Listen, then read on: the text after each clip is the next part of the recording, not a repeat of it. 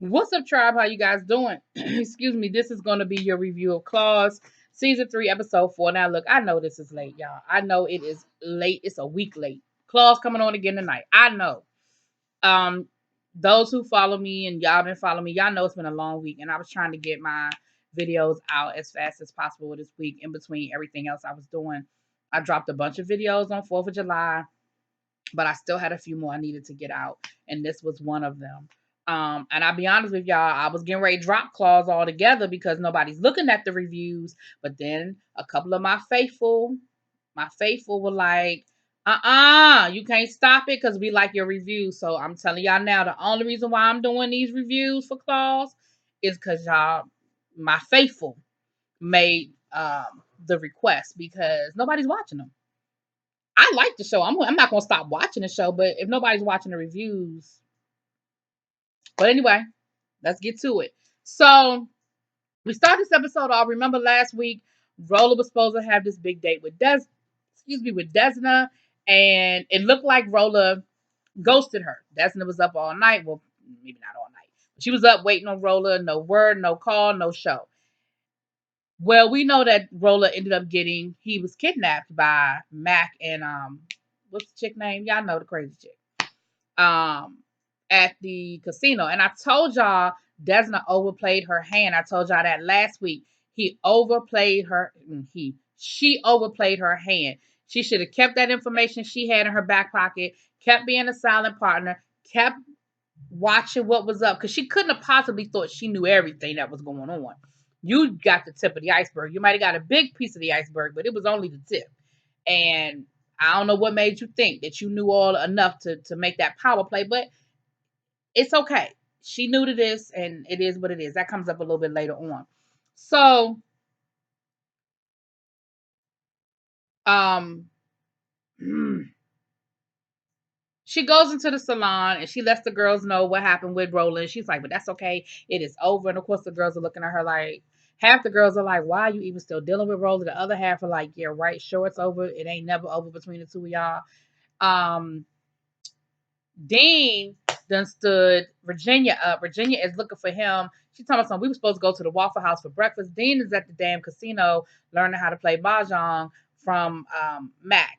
And Mac is playing Dean. I think there's a part of Mac that's giving Dean just enough information to get his trust, but I do not think he sincerely cares about Dean. At first, I thought maybe he kind of did, but no, he doesn't. He's just trying to get information on Desna. He's trying to get enough information um, to get Desna out. I really do. Now, do I think eventually he might come to care for Dean? Maybe, because they are spending a lot of time together. But ultimately, I don't think he means Dean any goodwill. But Dean is so caught up in this mahjong and this gambling that he is totally neglecting Virginia, which is a bad thing because who does Virginia bump into again? EJ. Now remember, it is EJ, right? DJ, EJ, baby daddy, Jen's baby daddy. Remember that. So they bump into each other again. He flirts with her. She rebuffs him. He's like, look, I'm going to be down at the such and such bar tomorrow night. Why don't you come through? Me and some friends going to be hanging out. Why don't you come through? Virginia was like, nope, I don't think that's a good idea. Now, mind you, that's going on while Dean is standing her up. But she did the right thing. She rebuffed him. You could tell she was a little interested in what he was talking about, but she rebuffed him. Um, and um, um she rolled out, but not before she gave him her phone number. Bad mistake. Or he gave her his phone number. He took her phone out of her hand, and then he called her. So now she has his number, and of course now he has hers. Okay. So down to the casino, Desna rolls up into the casino, and she she's sitting at her desk doing her work, and what pops up on the screen? A video of a beat up roller. And they tell Desna, you need to report to such and such place by yourself. Don't bring nobody. And, we got some things we need to discuss if you want your boyfriend back. So, of course, she tells everybody, Uncle Daddy and everybody else, they roll up in there like Rambo. They take her to the TP where they were. Was it a TP or was it a a sweat. What do they call it? A sweat box? Is that what it's called? Anyway, where they were beating up the accountant that from the beginning of the episode, from I think it was episode 1. Well, they get there, and of course they got the place rigged. They looking at her, and they were like, "Desna, you were supposed to come by yourself, and you didn't follow directions, and as a result, Roller's going to pay." They done cut Roller damn toe off.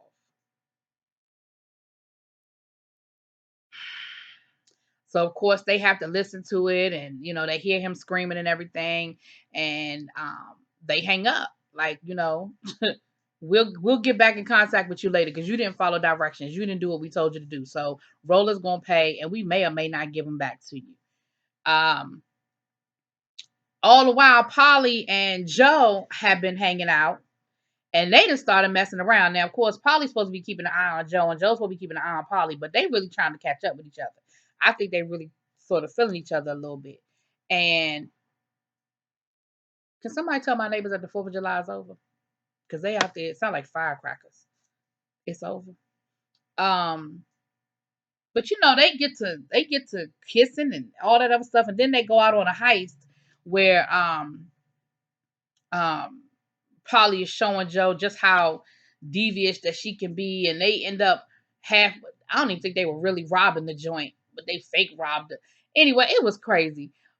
Polly was doing one of her little shticks, and they go in there, but to like they working for the FBI and all this other stuff, and of course that turned him on, and they were all turned on and all this other stuff, and then they get back to the casino, and Desmond rolls up on him like, did you know what's going on? And he was like, I don't know what you're talking about.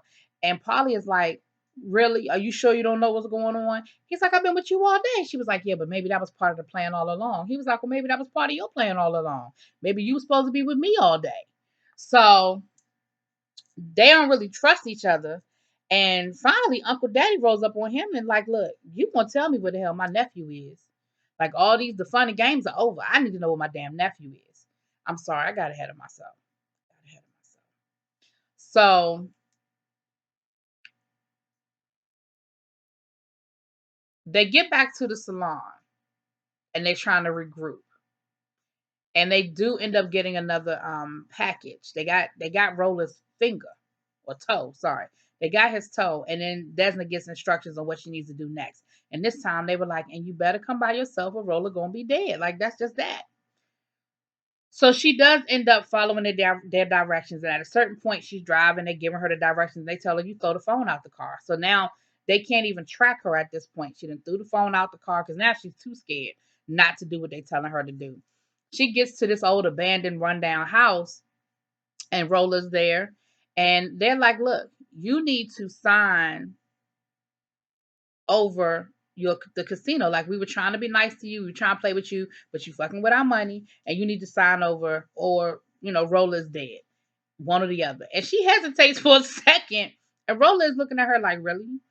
And she ends up signing the paper, and then they knock Desna out anyway, and still leave her there with Roller. Next thing you know, her and Roller tied up together in the bed. They done left them there to die, I'm sure.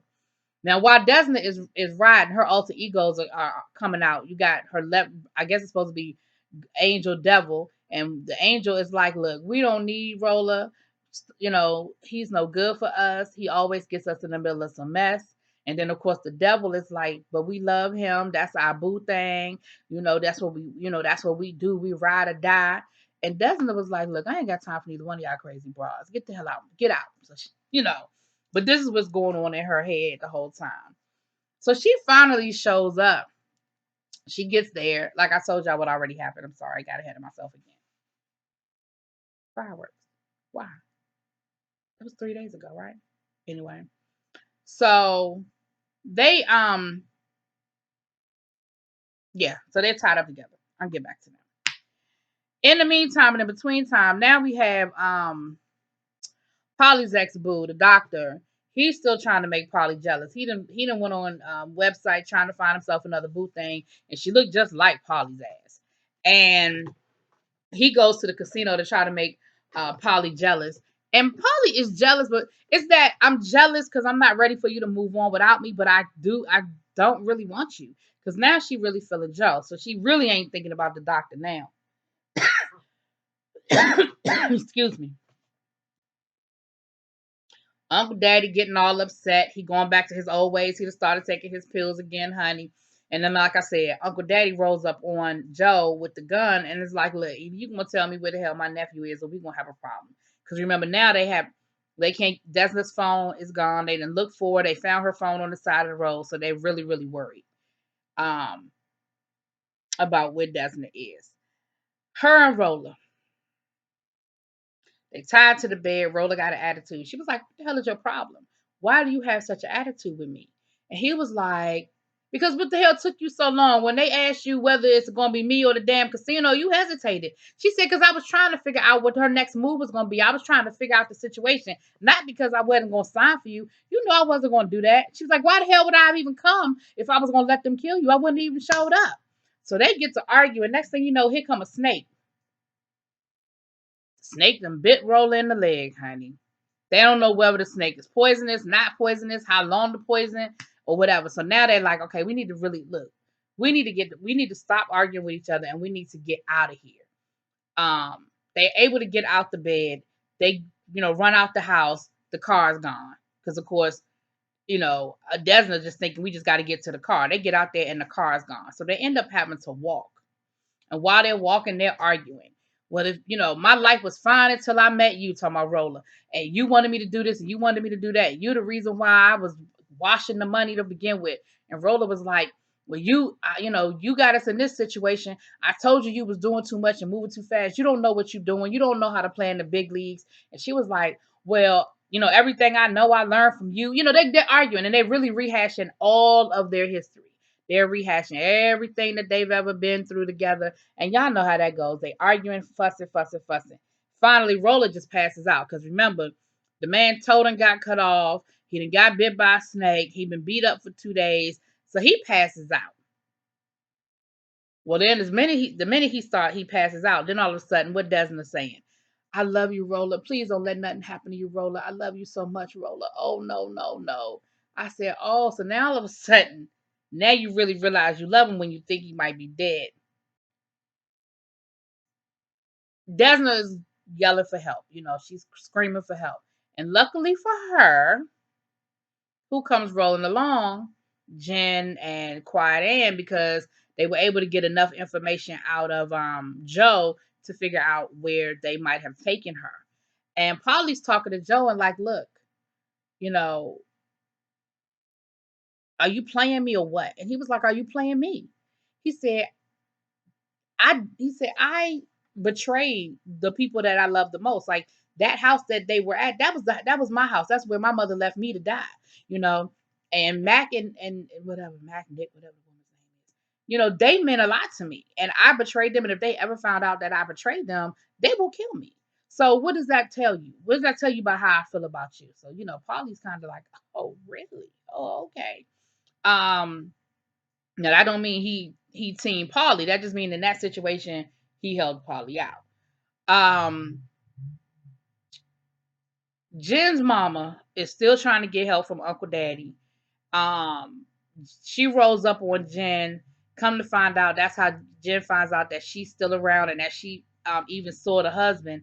And Jen is, she mad at the husband because she was like, "Look, I told you that was a non-negotiable. That you would never to speak to my mother again or see my mother again because, of course, what happened the last time they were around each other." And he was like, look, I told Uncle Daddy I couldn't be around her. Like I didn't say anything because I didn't want you to think the worst. But believe me, I did nothing. I did nothing, and they kind of hug it out a little bit, but at the end of the day, you like, okay, I don't know, I gotta keep my good eye over here. And her mother, of course, is like, I love you. You the only thing I got left. I don't have anybody left in this world. So I don't know what's going to end up happening with her mama situation because that didn't look too good. That didn't look too good. Dean ends up standing Virginia up again. So when he stands Virginia up, what does he end up doing? What does Virginia end up doing? She went down to the bar where EJ told her he was, and she gets down there and he ain't just hanging out having a drink. He on stage singing. And he ends up dedicating a song to Virginia and singing a song to her. Dean better watch out. Virginia gonna be out of here. These keep treating her bad. Virginia gonna be out. She got other people interested. Then you can get caught up in that mahjong if you want to. Speaking of Dean and the mahjong, Mac agrees to mentor Dean. He said, "Look, you could be a great mahjong player. Just let me help you out, and we'll be good to go." And Dean is like, "Yeah, I would like that." He said, "But Desna won't like it, so we'll just keep it a little secret from Desna." He was, Mac was like, "Sure, fine by me. Desna doesn't need to know everything." I said, "Oh, here we go, beginning of the end, beginning of the end." Um, of a whole lot of things. Um, Last but not least, we see Roller um and Uncle Daddy sort of make amends. Uncle Daddy's letting Roller know, look, I love you, boy, and whatever is whatever. I love you. I don't never want to see nothing happen to you. And Roller's like, you know what? I love you too, old man. I love you too. Then it's just him and Desna. And they basically tell each other what they need to hear. I love you. I love you too. I don't know, let's just make this work. So they decide that they're gonna be a couple, y'all, and they're gonna really make it work. So Desna and Roller are a thing, y'all. So I don't know what's gonna go down on tonight's episode, but what I do know is that Niecy Nash actually directed tonight's episode. So let me know what y'all think. Drop it in the comments. Peace.